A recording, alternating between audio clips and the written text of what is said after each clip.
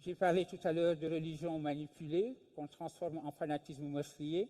Je viens de parler de la religion comme source possible, source la plus puissante possible de notre idée d'humanité en général, d'Ubuntu.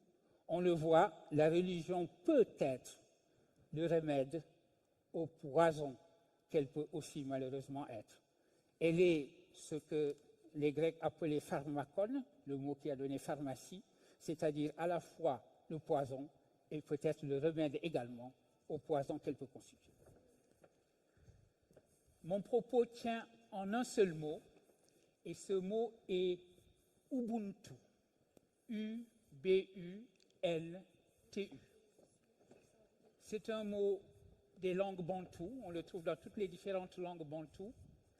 Vous l'aurez compris, je viens de Dakar, de New York, de Paris souvent, donc je ne suis pas bantou. Et pourtant ce mot, nous le connaissons tous ou nous l'avons déjà entendu une fois.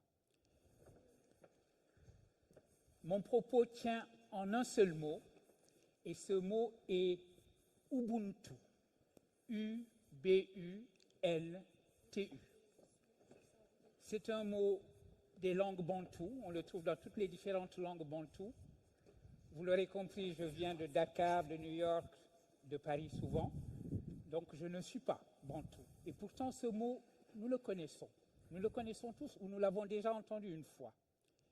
Et car je viens de parler de la religion un peu partout, c'est le moment de rappeler de porter au pouvoir ont déjà porté au pouvoir probablement une des plus grandes consciences de notre temps. Des partis et des personnalités qui ont fait et engagé dans cette notion que l'humanité n'est elle-même que si elle est également protectrice. Ils ont demandé trop souvent. On peut évoquer au-delà du pape en passant la mobilisation des religions en général pour un humanisme écologique, dont une manifestation a été par exemple le forum qui s'est tenu en novembre 2016. Et puisque je viens de parler de la religion, c'est le moment de rappeler en quoi, dans un pays, la Hollande, probablement que les philosophes de notre temps, c'est ma discipline, c'est sa fonction, considéré engagé très longtemps dans cette notion précisément que l'humanité n'est elle-même que si elle est également la nation de la nature, protectrice de la tolérance. On peut évoquer au-delà du pape un symbole aujourd'hui de ce face-à-face en général entre le migrant pour un humanisme nationaliste dont une manifestation a été par exemple le forum droite s'appelant eux-mêmes novembre génération identitaire. Et puisque je viens de parler de la religion, barrage en Méditerranée, c'est le moment de rappeler aux embarcations de migrants. En quoi on se demande s'il pourrait probablement une des plus grandes, car les mouvements ethno-nationalistes un peu partout menacent de porter au pouvoir ou ont déjà porté au pouvoir, on le sait, ici ou là, des partis et des personnalités qui ont fait du migrant, de celui qui n'est pas d'ici, de celui qui n'est pas de la tribu, l'épouvantail contre lequel ils ont demandé trop souvent à leurs électeurs de se rallier, de faire front commun au nom de l'identité nationale.